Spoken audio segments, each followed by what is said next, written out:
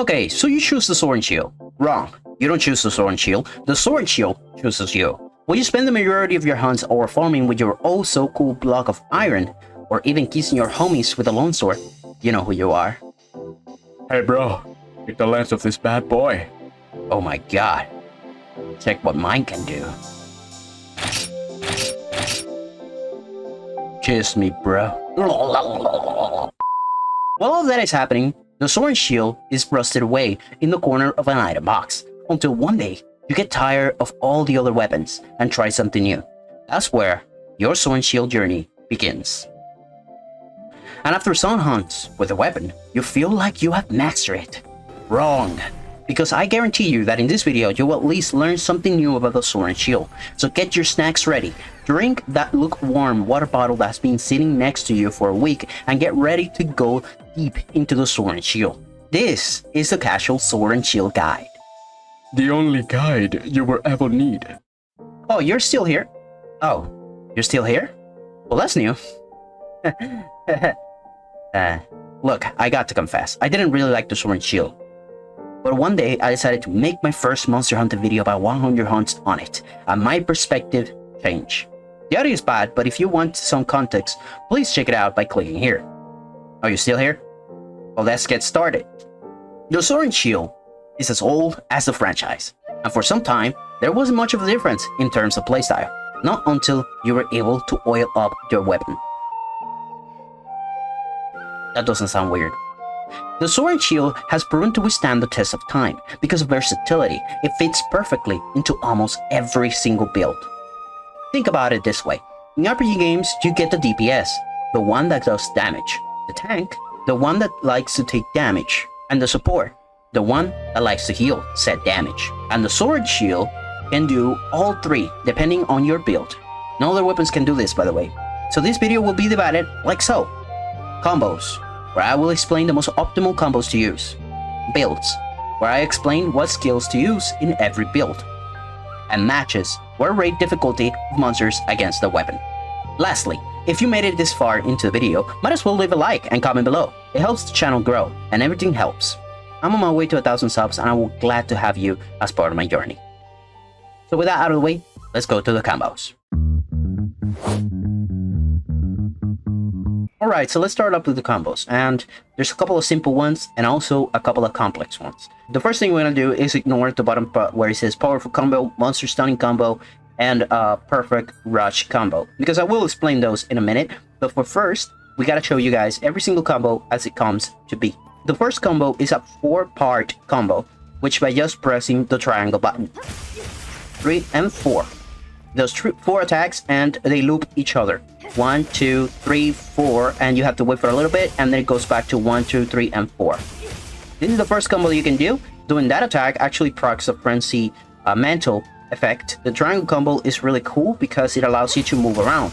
Like for example, like this, you can reposition yourself if you want to, whichever side you want to go, backwards, sideways, or even front. It just depends on how the monster is moving and how you want to play it out. Moving on, the next combo is the circle combo, which is a 3-part attack by finishing with a spinning rising slash. But after that attack, you can't really go back to the circle attack because, well, it will not just allow you until you can actually press another input. Like I'm trying to press the circle again, but it will not allow me to after that. It takes a little bit of a cooldown to actually go back into it. But it can be comboed to another attack, like the triangles, and that would allow you to continue the combo. Or the spinning reaper, which is a triangle and circle. But I will show you guys what you can do with that. That is the combo for triangle and circle together. And now we're gonna go for the triangle plus circle combos. The spinning reaper can be done after every single attack. It don't matter what attack it is, even if it's a shield bash, it can be done. I recommend doing the round slash, which does a lot of damage, especially when it comes to parts like the tail. So you want to do that more often after finishing the attacks, if that is for the combos that you want to do. The double triangle also has another attack, which is a charge attack, like this one, which does a charge shot. After pressing it for after doing any attack, you can go into the triangle plus circle and hold it down in order to do a charge shot. The charge shot does a lot of damage depending on the part that you are hitting, of course, and your critical chances, but they do not trigger the fancy effect from the frenzy mantle. Then we also have the charge attacks. After any attack, you can go ahead and charge backstep the attack. In hitting it will give you a scaling slash. But more on that in a second, because you can also cancel it by just letting it go. Backwards, rising slash. Backwards, rising slash, or do the advanced slash if you let go of the analog stick backwards. For example, like this, and then if you let go, it goes an advanced slash. That backstep can be triggered with focus mode on. It cannot be triggered without an attack if you're not in focus mode. In focus mode, it can be triggered right away. Now let's go ahead and display the perfect rush combo. What you need to do is do the charge attack again, and then press triangle once it's done, like so. Press the triangle a couple of times, and it will do a perfect rush. That can be turned into a scaling slash that allows you to do searching attacks in the air, but we will get on those in a second. Another thing you need to know about the perfect rush combo is that you're stuck in animations and you're very susceptible to get hit. So it's not something that I go for every so often, only when the monster is either status or on the floor or flashbanged or it's just standing still. It's like using shock traps or pitfall traps. It will be useful in those. Also, a quick note, you can charge the attacks and they will do more damage. Like for example, the first one allows you to charge it right there, and the second one allows you to charge it right there, and the third one allows you to charge it right there. As simple as that. Now you notice the aerial attacks. There's a couple of aerial attacks that you can do in the air that are really cool, especially when it comes to the sword and shield. Very complex, I know. Let's go ahead and showcase you guys the aerial attacks. If you want to go to the air, you want to go do the scaling slash, which is just a jumping slash, which is a triangle by itself. This allows you to mount the monsters. But there's other combos that you can do with it. First one, let me show you. Go up, and then press circle, and it does a shield bash. This shield bash will actually knock the monster really fast because he does have a lot of KO. Then we have the triangle and circle motion. It does a plunging thrust. Depending on how high you are and how big the monster is, that will do more trigger of damage. And it's by far the one that I recommend using the most. If you get a wound, which I'm going to show you in a second, and you hit it, you can also go into the shield bash, go upstairs, and do the falling bash, which allows you to do more damage and has the chance to KO. That's the attacks for the aerial attacks, but there's another thing that you can do. For example, if the monster has a wound on the back, you can go up and focus strike the attack, like that. And you can reach wounds that way. Now for the shield combos, there's a couple of shield combos that you can do, especially when it comes to this weapon. First thing I'm going to show you guys, you can use your items without putting away your weapon. You block, and then you use the squirrel, or the use item button, whichever console you're using. The next is the guard slash, which allows you to do a single slash a couple of times while guarding an attack. This used to be really strong, and I'll show you guys in a second. Capcom had to actually nerf it because it was just too good. What you could do is you could slash and block at the same time, like that. And you can keep attacking multiple times without getting hit multiple times yourself. And you could get a perfect block like that. It was really powerful before Capcom actually patched it. As you can see, I'm not getting hit, especially when it comes to this. And sometimes I get perfect blocks, sometimes I don't. You used to get a lot of mileage out of this, but now it's not so good. You're gonna get hit multiple times, but it's something that you can go for if you're in a pinch, I guess, and if you want to keep attacking. What I do recommend using a lot is, while you guard, the slipping swipe. This is by far the best addition for the sword and shield in this iteration of the game, because it allows you to move a lot, and it's by far the main reason why this weapon is really good. Because before, in other games, this weapon struggled not only on mobility, but also on reach. As you can see, you're using a sword, and you don't have the same reach other weapons have. But this nullifies that because it allows you to move around and do extra damage, because that rising slash right here does a lot of damage. Not the initial hit, which does that, but the last hit, it does a lot. As you can see, I'm doing triple digit numbers, albeit this is a very soft target. The next combo comes with the sliding swipe. If you're near a cliff like this one, you can actually use your sliding swipe to go upstairs doing a jumping raise slash. Contrary, if you're going downhill from a cliff, you can do a jumping advance slash, which does that. But you can also do normal attacks like using triangle and circle does a jumping slash, or a plunging thrust, depending on whichever suits your needs. And this can be done from both ways, not just one direction. One little trick that you need to know about this, if your weapon is sheathed and you see yourself into a little cliff like that, you can also, with the analog stick, by walking towards it as soon as you see the climbing animation, you walk the other way, and it does this little hop right here. This would allow you to bypass the attack, bypass the restriction from jumping the cliff, and just straight up go to it. It also works on terrain like this one, so it just basically does the same as climbing, but you can also do it with a slow round. If you're climbing a wall like this, there's a couple of things that you can do, and it's basically with the slip and slide, you're basically going to straight up into plunging thrust like that, and I recommend doing that more often. But you can do it yourself by doing the triangle in it. But if you want it faster, just go ahead and do this.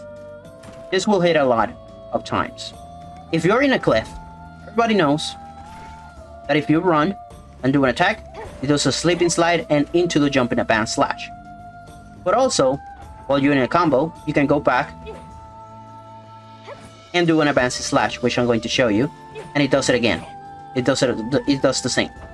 While in your that mode as well, because you are in the air while doing so, I'll show you, you can do a focus strike too. So yeah, you can use the terrain to your advantage, although it's not going to happen too much often. It's something that there is for. Now with the combos and aerials attacks, I'm going to show you guys the blocking combos.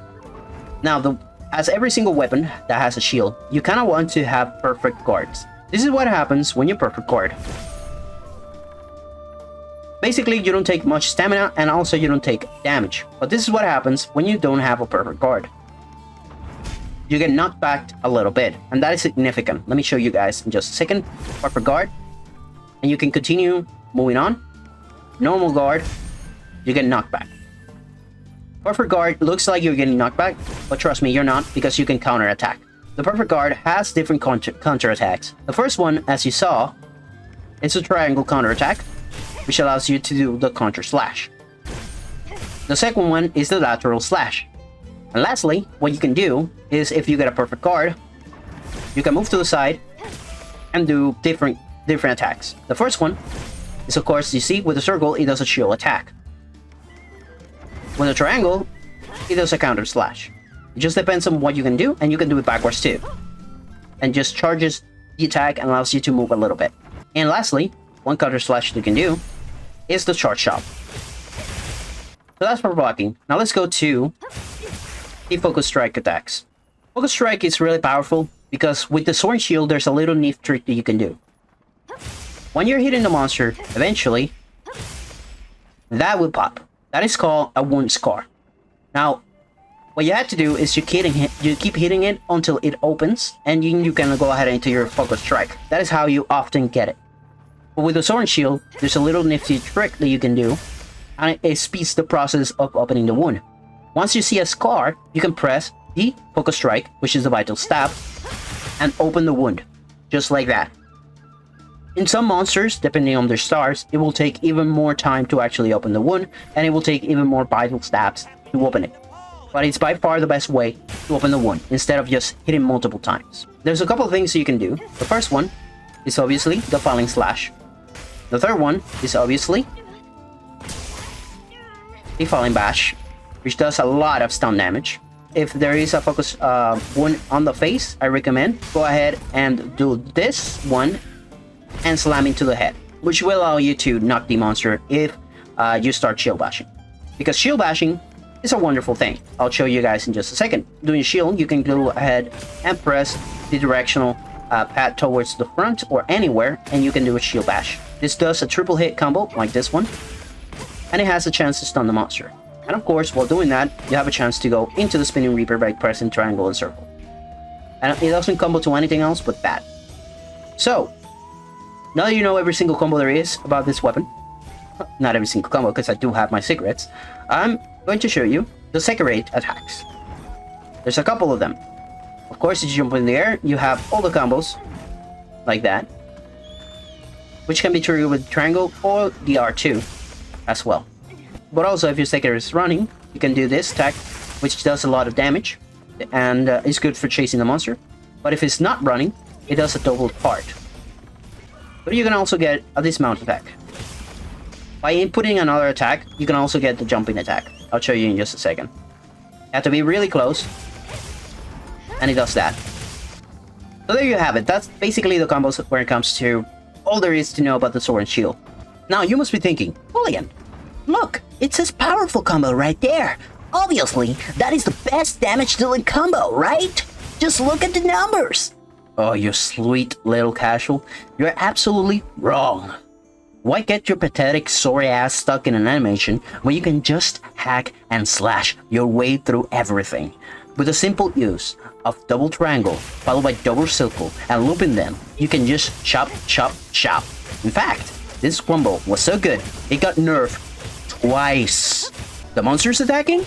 Don't care, just chop. The monster's down? That's good time to chop. The monster's bleeding for its life because it has kids to feed. Don't care, and chop. Matter of fact, chop his kids too. Matter of fact, make some boots out of the kids. The only downside of this combo is the movement. While pressing triangle, you're gonna start walking forward. So what you wanna do while that happens is when you go to triangle combo, just diagonal to the back. Use your analog stick to hit the back. Or while doing the thing, you can just do that. Arch back step attack into a race and slash. Now you know the best combos of this weapon, so let's move on to the best phase, which is the builds. Now, how I previously explained, I'm going to categorize this weapon into 4 styles: DPS, tank, and support. The first build that I'm going for is, of course, the DPS one. You shouldn't be feeling enclosed to use any of them. You can combine both of them, defense into attack. You can support and do damage, or support and tank damage, or you can DPS and tank. So it doesn't really matter, it just matters what skills to use. And there's a couple of skills that you actually want on this weapon. For the weapon types, you actually want either offensive guard, which is a really cool buff by getting a perfectly timed guard that gives you 15% extra attack. If you're doing DPS or tank, it doesn't really matter. This is a must that you have on this weapon. Of course, you can also have attack boost, which will increase your attacks. If you're going for a DPS check and no defense whatsoever, you might want to get yourself the critical boost charm, which will increase your critical. If you manage to get this to level 5, you get yourself a 40% extra increase. So yeah, criticals are going to be doing a lot of damage. Now, if you have a weapon that has elemental damage, as you guys know, because of the update, elemental actually got upgraded. Consider actually increasing its attack, his elemental attack. Otherwise, I would have just gone for something else, like for example, either razor sharp if you're using if your weapon doesn't have too much sharpness. My side, if you're fighting against, for example, Gormatrala, who has a lot of hard parts on the back. A master touch if you're using a lot of crits. A little bit of a niche is a slugger, which increases your stun damage for your shield, but it is not something you want to use too much.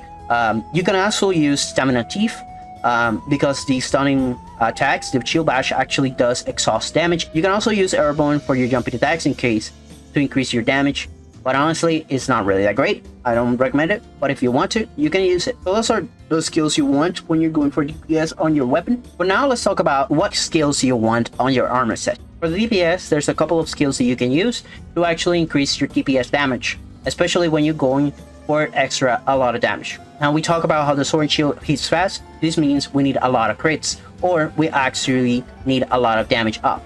Adrenaline Rush will allow you to get a plus 30 every time you perfectly time and evade. This doesn't mean that you have to actually dodge the attack, but you can also get hit while dodging and you still get the plus 30 if you have maximum Adrenaline Rush, especially with the Seregius armor set. Burst is a really cool skill for the sword and shield, and you will see me using it in a lot of skills because it does so much damage, especially when it comes to your elemental damage as well. Now, unfortunately for sword and shields, The burst attack up and elemental attack up is not as large as other weapons, but it's still really good to have because it will passively increase your damage output by a lot. Counter Strike is a better butter of any weapon and any build that does DPS damage because it's just a whopping 25 extra attack every time you get knocked back or you get hit by something. So you're gonna be triggering this a lot. The Flare skill actually got buffed, and because of how powerful it is now, well, I won't say it is powerful, but it is flexible. You can also put one piece on this because it will allow you to do extra damage on wounds, and not only that, it will allow you to open them faster. And because of this build and because of this weapon ability to open wounds faster with the focus strike vital stab, it's really good. So yes, use one piece of flare or use the maximum pieces of flare for extra damage. So if you want to open a wound easier, this is the skill for you. Another thing is putting yourself 2 pieces of Gore Magala for the Black Eclipse 1 and the Black Eclipse 2. More often than not, what I find myself equipping is 2 pieces, the piece of the waist and the legs of the Gore Magala, which will allow you to get the Black Eclipse, and I'll show you guys what the Black Eclipse does in just a second. It inflicts you with Frenzy when against the large monster.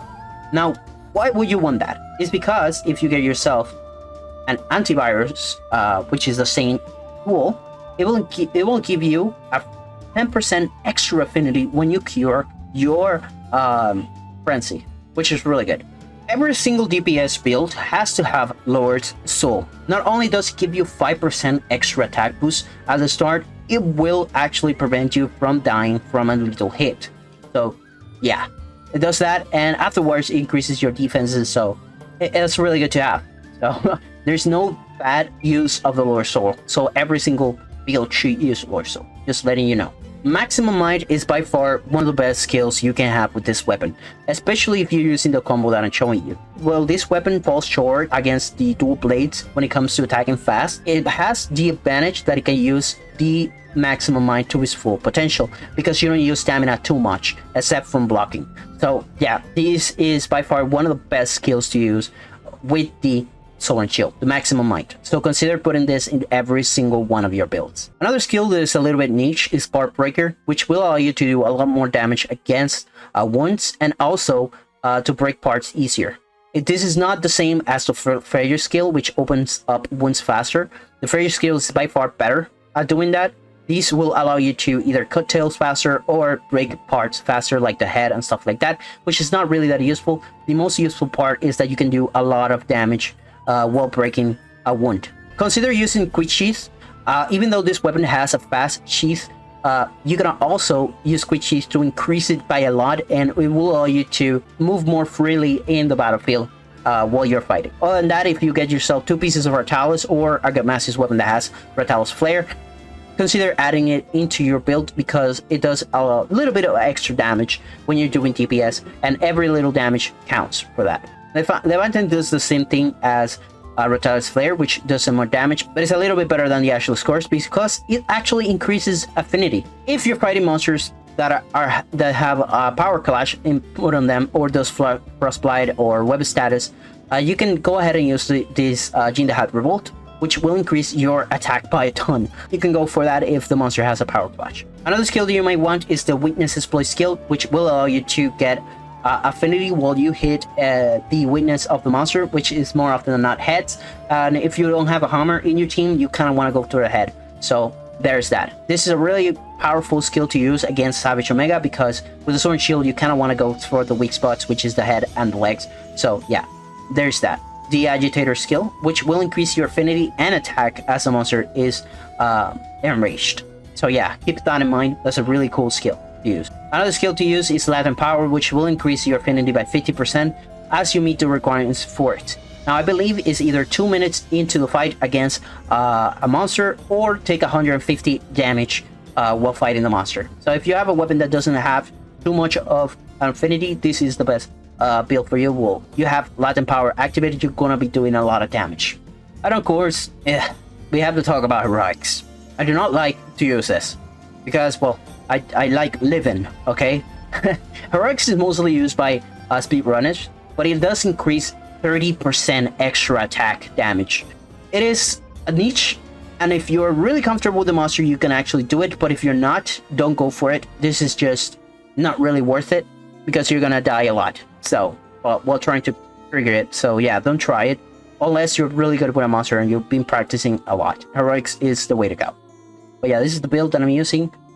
Basically what it does is attack boost, critical boost, offensive guard for extra damage, handicraft, master touch, because you can see I have almost no sharpness for it because this weapon has 2 attack boosts and also has 3 affinities, so that's why it's so strong. But yeah, we have a Latin power for that 50% extra affinity. We also have burst for you know, doing extra damage, divine blessing because it's a blessing, and by resistance just in case I get blinded. Quick sheath for extra quick speed, and counter strike and maximum might. And I guarantee you're gonna be hitting like a truck with this build, especially with self improvement and agitator, extra damage and stuff like that. So, and if you buff, even better. And if you use a fire elemental weapon just like this one, it's even more entertaining, especially with the crits that you get from this and the damage that you can get from this weapon. So yeah, that's the armor set. 2 pieces of Udra, 2 pieces of Raidal, and 1 piece of Tuna World Greaves. This by far gives us the most amount of damage that I can on this. I'm gonna tell you straight up, this is not this is optional. There's other combinations that you can do. You can get Weakness Exploit, you can get Agitator, you can get even the Gutmasses one for elemental damage. You can get a lot of different things. The most important skills are of course the Lord Soul and Burst, and if you can put Latin Power and switch it up with whatever you please need. I'm more comfortable with Latin Power. I get hit a lot, so I can proc that really easily. For the Talisman, I do have one that has a 3 attack boost and bind resistance with 1 slot for the extra attack up right there. If you don't have this, you can go for the attack up by itself or anything that gives you attack boost by itself. Or you can change it for anything that is preference. All of this is for you guys to have a blanket of what to build, but from that you can build something else. You can also the Rock Sedimental, or you can go for the Frenzy Corrupted Mantle, which is by far the best option for it. So yeah, if you want DPS, this is the way to go. Those are for the DPS checks.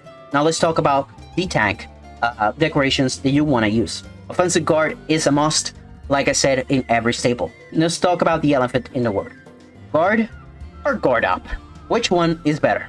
My opinion, guard is not really that great. Guard up will give you everything you need. Not only does it reduce damage taken, but allows you to block ordinary attacks. Guard only prevents the knockback and stamina depletion from guarding attacks, which is not that great because you can do the same by getting a perfectly blocked. Guard up will allow you to block unbelievable powerful attacks like, for example, Omega Savage Ultimate Laser. And fun fact, you only need 1 piece of guard up to actually block every single attack that Savage Omega does. That being said, if you're going for a pure guard build, you want guard, offensive guard, and of course guard up. And that is how it will look if you're going for the attack build. Well, being defense, of course, you want Divine Blessing. Divine Blessing is a wonderful skill because it will allow you to reduce the damage taken by 50% every so often whenever it decides to proc. But taking half damage is really good. It won't prevent parts from happening. So yeah, use it because it comes in clutch every single time. And you can use it up into all 3 builds, the DPS build, the tank build, or the support build. I recommend always using this, especially when fighting strong monsters. So yeah, this is a must to have. Consider getting yourself the resistances of the element the monster is using. Like for example, Gut Masses, you can use a fire resistance, which will increase your fire resistance by 20 and also give you a 20 plus on the 3rd level of defense. And of course, the bread and butter of a tank build is the defense boost. You want 3 of these because it will give you a lot of bonuses. But even just a level 3, it gives you 5% extra defense, so that's really good. But at the final level, which is level 7, it will give you a whooping 10% extra defense, plus a bonus of 35%. That gets the bonus of the 10%, by the way, and all elemental resistances by 5. So this is by far one of the best things to use, especially when you're going for a really powerful build. And I use it a lot, especially against monsters that are really difficult. Especially when I'm fighting a monster not very comfortable with, the defense boost will help you out a ton from surviving every single attack. Now, going defense means that you can actually go for other tools, like for example the earplugs or the evade standard and evade window, because tanking can also means evading attacks. So if you want to use a tanking set with a sword and shield, consider yourself equipping evade window and evade standards, because, well, that is a way of actually tanking the enemy. I highly recommend constitution as well, which will decrease your stamina depletion when blocking attacks, because that's what we want to do most of the time, is block attacks. So yeah, use self-improvement, because while you're using the tank, the monster will last a lot more time, especially if you're going solo. So this will increase your attack up and defense as well as you fight. So that's why I put it in. You can use it for DPS purposes too, but honestly, honestly with DPS, the monsters don't last as long as when you're tanking. So with the self-improvement, it will increase your defense by the 5-minute mark as you're fighting the monster. So this will give you a boost no matter what. You can also use windproof with monsters that has wind pressure. This will allow you to not get the minor animation that you get while getting knocked back by the wind. Tremor resistance, you can use it too, in case there's monsters that use tremor attacks, but you can just block the tremor itself. There's another skill that you have to have if you're playing with other people, and that is shock absorber. I cannot stress this enough, especially for tank builds. If you don't want to be stuck with somebody leaving you in an animation of blocking attacks of your teammates, this is the skill to have. This will prevent you from damage reactions to your friends or your friends to you.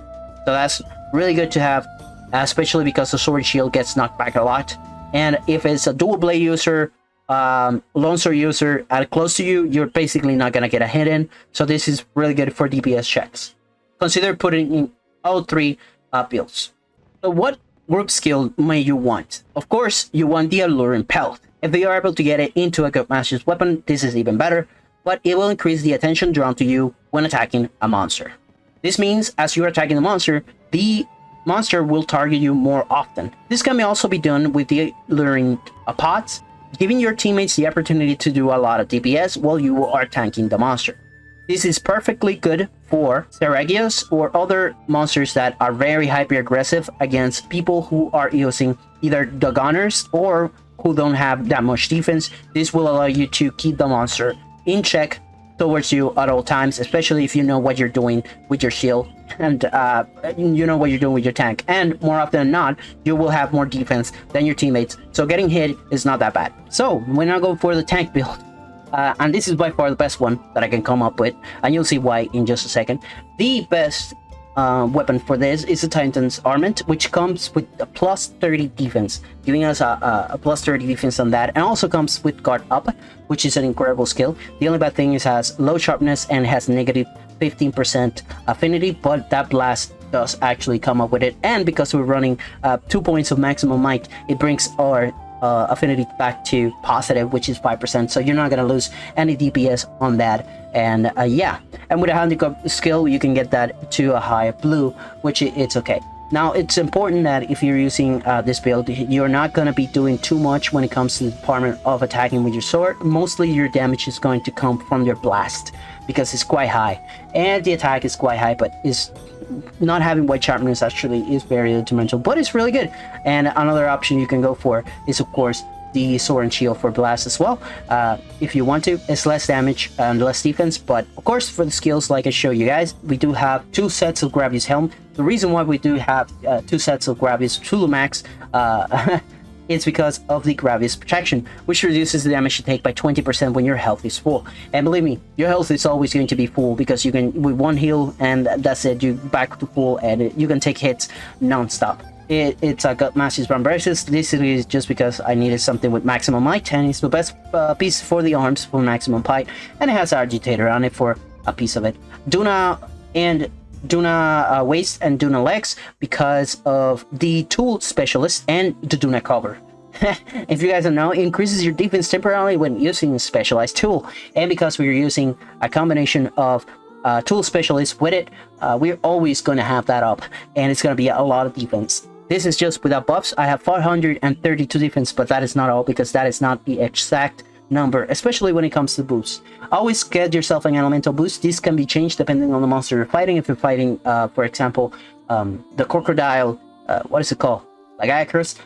You can put the Thunder Jewels and it will give you the maximum amount of defense as well, because that's a plus 10 defense when you have all 3 pieces, as well as the defense plus. The charm is quite unique. It's a rare rarity 5 charm, and it has 2 pieces of slots and level 1, and also has 1 piece of guard and 4 levels of defense boost. If you have a better charm than this, you can go get that. This is the best one that I have for now. And of course the Rocksteady Mantle, which will give us a lot of defense and protects us from a lot of things. So it reduces damage, it prevents damage reductions, and when attacks, and grass protections, and wind pressures, and roars and tremors. Is by far the best mantle when you're going for defense. But if we go outside, they actually have 554 defense, fire resistance 17, water resistance 20, thunder resistance 11, ice resistance 18, and dragon resistance 26.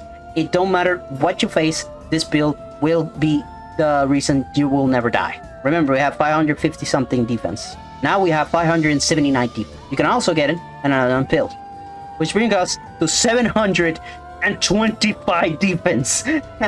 If you're using item prolonging before consuming this, you are going to freaking last a long time. Nothing can compare. But this is not all, because we can still get more defense.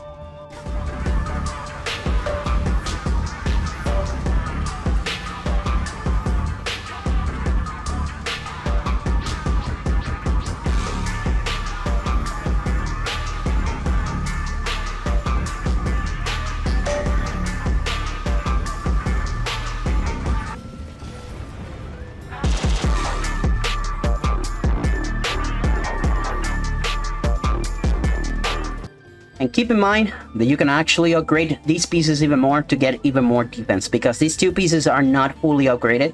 So if you can actually get those 2 pieces to be fully upgraded, that's even more defense right there than I had. So yeah, that is the maximum amount of defense that you can get. So now let's talk about the support. If you're going support, you can actually combine it with different things. For example, you can go ahead DPS support or tank support. It just depends on the playstyle that you're playing. I more often than not like to go for tank support because it allows me to survive a lot of hits and heal my team and buff my team at the same time, which it can relate to more DPS for my team. But if you're going support, consider yourself getting yourself a status ailment weapon. Paralysis is really good, and poison too. I'm gonna show you guys the playstyle for both those in just a minute. And of course, the arcane weapons are best for this, so for the support build. So yeah, go for that. But in this case, I have these 2 weapons because I don't have arcane weapons for it. Now, what the skills you want to use? Of course, offensive guard is a must. But you can also get yourself, if you're going for a critical build for the support as well, you can get yourself critical status, which will increase your status effect. If you want to go for a little bit of a DPS while using the status effects, and you don't want to paralyze the monster, you can also go for blast, which will increase, yes, it will increase with the critical status effect. You can see it also does blast when landing critical hits. So doing this will allow you to proc these critical status effect while doing crits. If you have the paralyzing set, consider putting the slugger in, because it will allow you not only to paralyze the monster, but it will give you a window of opportunity to knock the monster out with shield bashes. If your team doesn't have a hammer, of course, that's what you go for. And lastly, you can increase your status effect using the decorations, and I recommend it a lot. But what about the poison type weapons? Well, there's something that you need, and that is the Venom Jewel. The poison up duration will increase the extension of the poison, and I recommend it a lot because it will increase the effects by 20%, which does more damage over time. Sleep is not really that great on the Sword and Shield, except if you have a team that knows how to place bombs when sleeping, but other than that, the formula is still the same. I don't go for sleep Sword and Shield because, well, sleep is really not that great when it comes to doing damage. Okay, so that's all for the weapon skills that you might want to use. Let's go ahead and think about the skills that you may want with the support. First and foremost, if you're doing a status effect, consider yourself equipping for it. Forest is not as great as it was on the previous Monster Hunter game, but it does has its uses here, especially if you're going for the poison build. It will do 15 extra attack and 20% extra affinity while doing that, so it's really good if you're going for the poison build. For the paralysis, it's not really that great, but it is there. It's not as powerful as it used to be, but if you want to use it, I recommend going for this if you're going for DPS. Of course, evade window and evade cinders are really good here because survivability is your first choice, especially when it comes to supporting, because the longer you survive, the longer your teammates survive. Earplugs is really important because it will allow you to consume your items while the monster is roaring. So yeah, that's really good. Tool specialist could be good if you want to go for it. It allows you to use your mantles more often, which means more survivability for you because you're often going to for the mending mantle or the defense mantle, the rocksteady mantle. Now the bread and butter of the support build when it comes to the sword and shield, Mushroom Mancer. I'll show you why it's so powerful, especially with another skill. Mushroom Mancer will allow you to eat all the mushrooms, especially on the level 3. If you're using recovery up, which will increase the amount of recovery when restoring health, this is really good because the blue mushroom, which increases health, will actually get the benefits of this skill, which will increase not only your health, but your teammates' health. And by drinking a normal potion, also will increase your health and your teammates' health with the skill you're gonna see in just a second. And that skill is, of course, White Range. God, this is by far the best skill when you're going for support, especially with the sword and shield. At level 5, the item affects nearby allies in a much wider radius with full efficacy, which means that you can eat them really far away from your teammates, and they will get the buffs from your Mushroom Mancers, from your skills, and from your potions, and from your buffs as well. So this is really good, especially when you want to increase damage of your teammate. And at maximum ranges, it of course has a debuff, which is 60% of the efficacy, but because we're using recovery up, that's basically nullifies it. So go for it if you have it. Now, what other skills you may need? It is really important to have Item Prolonger, which will increase the effects of your buffs by 50% for you and your teammates. Speed eating is also really good because it increases the speed that you can eat your items. And Free Meal, which will increase the chances by 45% of not consuming an item. This is really good. Better niche, if you're fighting against monsters who are in the air, you might want to use Blindsider, which will increase the effectiveness of flash attacks and items. This will allow you to prevent the resistances from flash a little bit more. Now moving on to my favorite set, and it of course is the support set. By far the best weapon that I love to use is Blast because of the crit blast effects and crit stats and stuff like that. I like to use KO because I go for KOs very often when I'm playing support, and the Blast Jewel for extra blast damage because I like playing with Blast. Now of course you want Paralyzing Weapon because it's really good. If you're using Poison, remember to use Poison Up, which is a really good skill to have. But if I'm using Paralyze, I'm going straight up for the KO, so this skills I use. If you're using an Arching Weapon Sword Shield, a Massive Sword Shield, with Paralyze, it will be even better. But this is what I have right now because I don't have it. I don't have the pieces. I had to grind it a little bit more.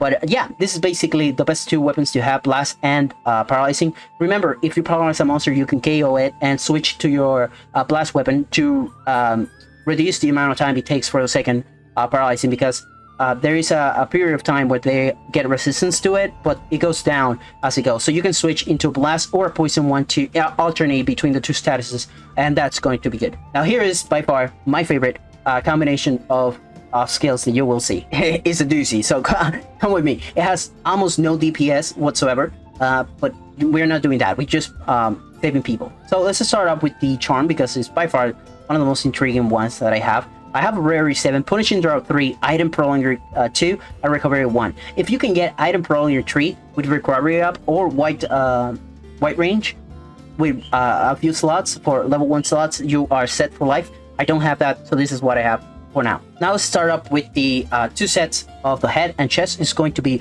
Blango Helmet and Blango Mail. The reason why we have those two sets is because of the skill Blagonga Spirit. Now Warcry, it's a really cool skill which increases the attack of nearby allies and palicos or support hunters if you want to, but increases the temporarily increases attack is really significant, especially when you're playing with a team that knows what they're doing, and it just gives you a really good support thing. But also the Blagonga Helmet comes with the weight range and the agitator chest piece, so those two are a good combination, especially when it comes to this. It's a great piece, so if you can level it up to the max, you're gonna have more defense than what I have. I haven't leveled up to the max, so that's what I have for now.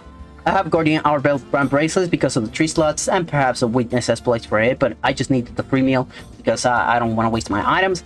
We have Go Massius for just the burst, a little bit of extra damage perhaps peak performance can come in handy a little bit, just not too much. But I needed the slots for the fungi form and medicine and friendship right there. And the donut upgrades for the quick sheets because I'm awesome just like that. I also wanted the slots parts for it. And you get friendships there and the goblet jewels for the maximum. Like I said, the skills are wide range, recovery up, quick sheath, mushroom answer, item plunger, free meal, and speeding in 2. I couldn't get speeding in 3, but speeding in 2 is just fine. Now, what are you going to do after you have this built? Well, it's pretty simple. All you got to do is go into the transfer items and get in and go into the Ragdoll's menu. And you're going to create a mushroom answer build like I have here, which is this one. So let's go ahead and switch to that one.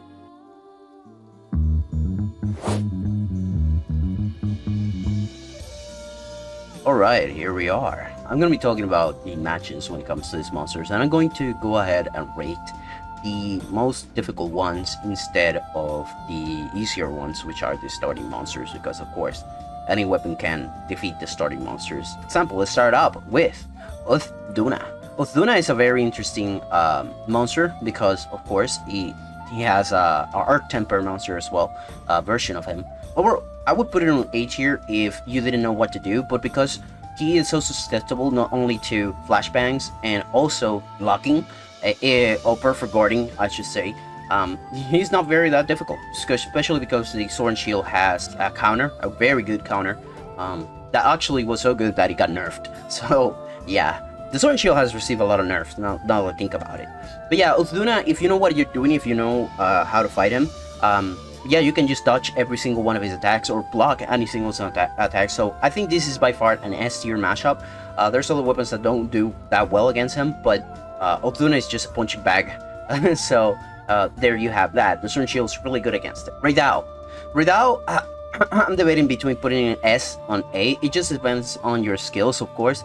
But Raidao, it's kind of like, you know, that monster that just spams stacks over and over again. But he has so many weaknesses. Like every single time he has an opening, all you have to do is just get close and get that opening up, you know, get that one up, and he's just gonna fall like a sack of potatoes. But at the same time, his Art Temper can be quite difficult, especially with the spamming of attacks.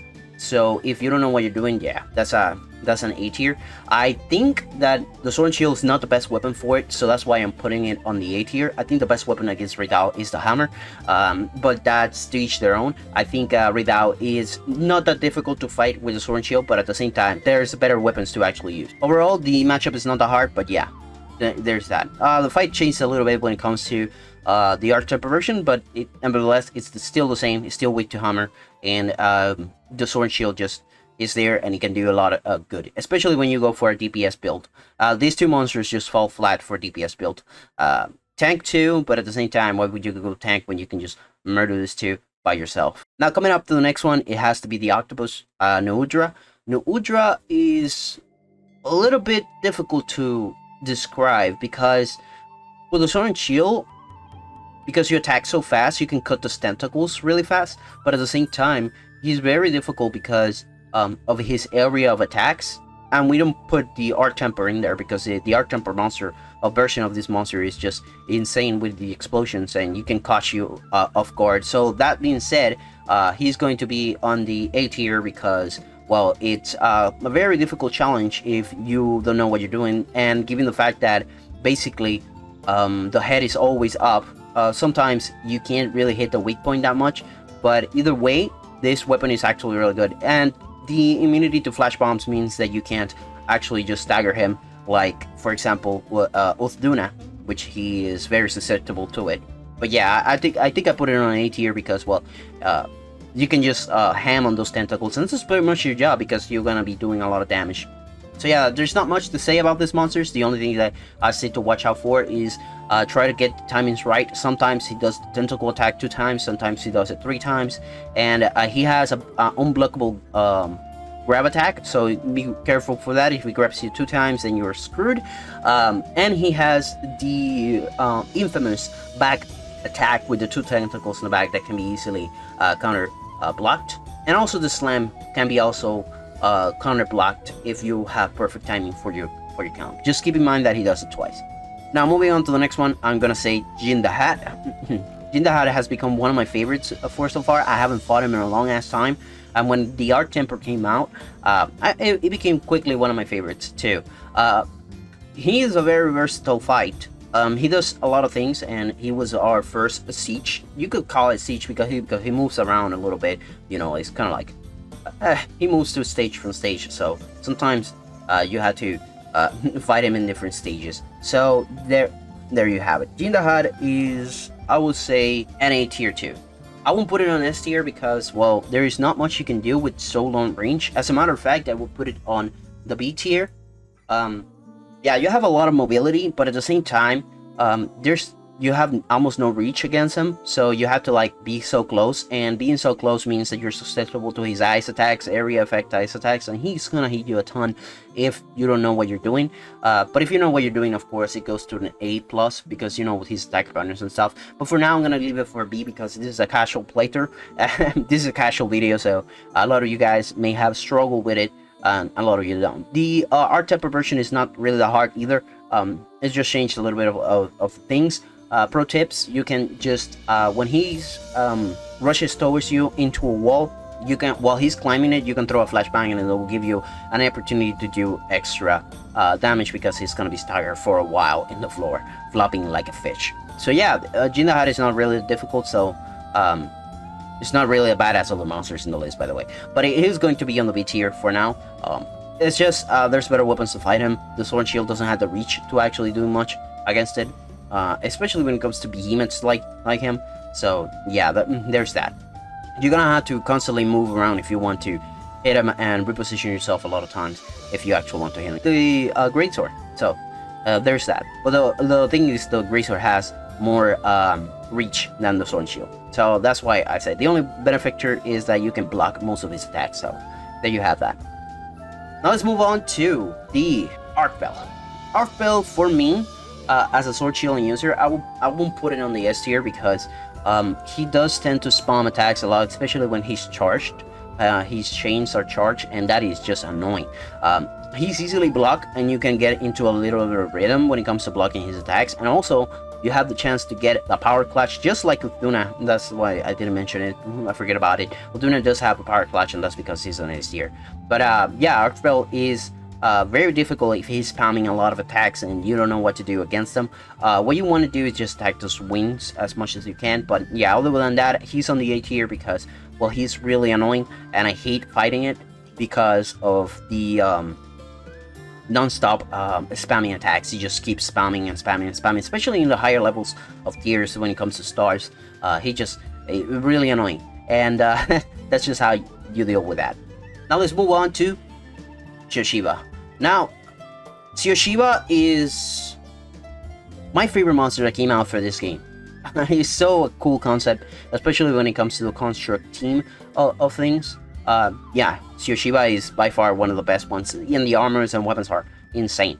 But overall, the fight is so easy, and especially with the sword and shield, you can do so much stuff. Like you can break his arms, you can break his face, you can knock him out, you can climb him, you can do a lot of things against him that is not possible against other monsters. And because of how insanely easy he is to break parts, the sword and shield reigns in comparison to other weapons when fighting him. Of course, there's other weapons that you can use, like the Charge Blade or even the Hunting Horn. It's good against, or the Glaive. It's actually good against them.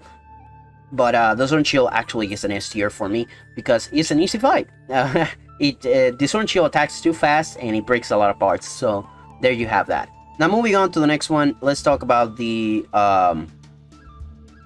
Mitsutsune.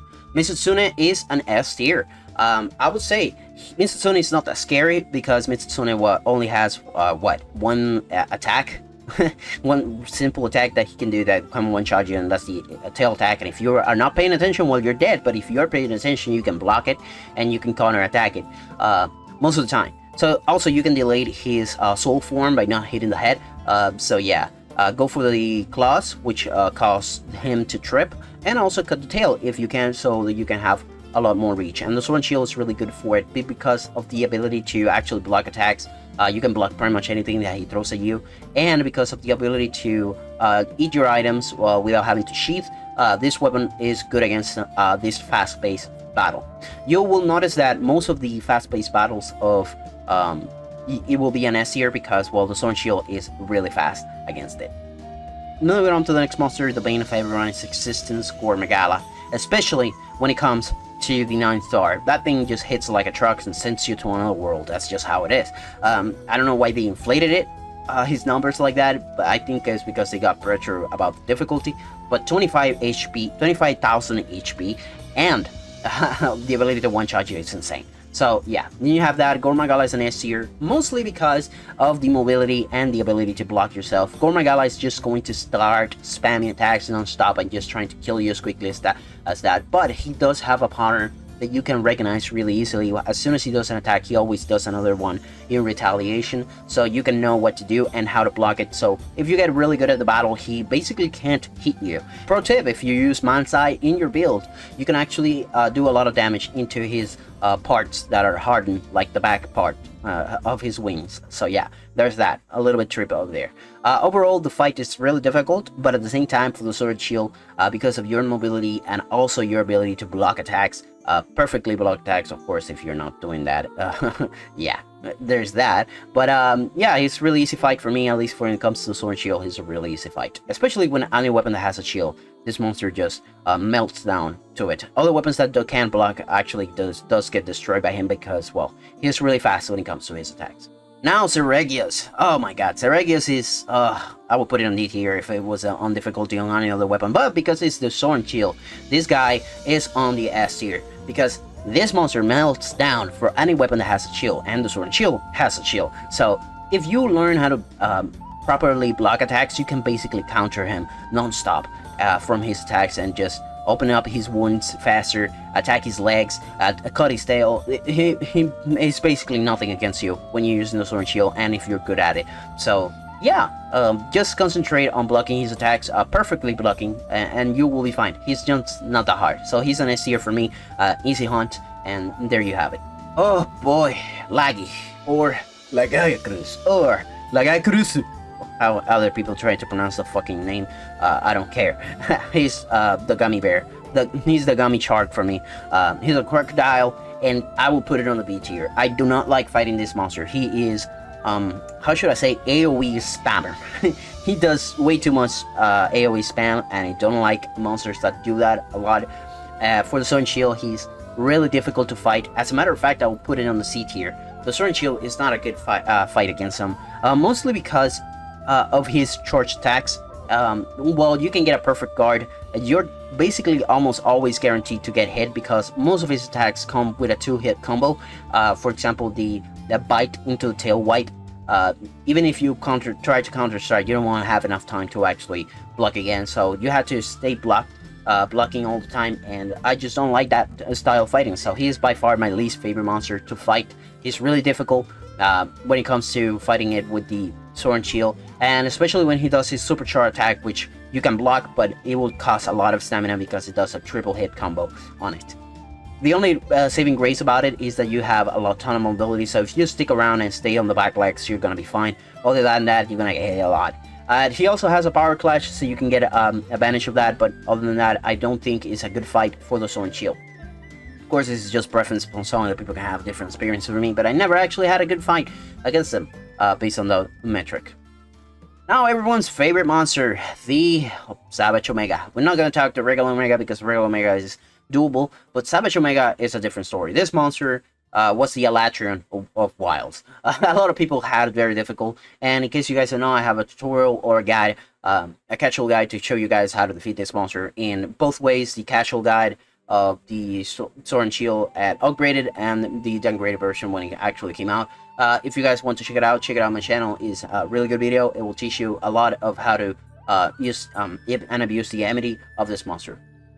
And that being said, let's go for Savage Omega. I think for the Sword and Shield matchup, it is an S tier. There is no other weapon that can match the speed of the Sword and Shield, and also the support that it can bring in the team fights. And so yeah, opening wounds is really fast with the Sword and Shield, and it does a lot of DPS, especially with the look combo that it shows in the combos build.